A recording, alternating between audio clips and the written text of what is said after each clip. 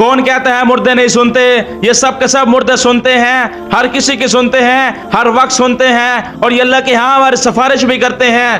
جب یہ عقیدہ لوگوں کو دیا گیا تو لوگ اس سے ایک قدم آگے بڑھے، انہوں نے دربار بنا لیے، انہوں نے مزار بنا لیے، انہوں نے دربار اور مزاروں پر جھکنا شروع کر دیا۔ کسی نے کہا کہ ہمارے مشکل کشا ہیں، کسی نے کہا کہ ہمیں اولادیں دیتے ہیں، کسی نے کہا کہ ہمیں رزق دیتے ہیں، کسی نے کہا کہ ہماری تمام ضروریات کو پورا کرتے ہیں۔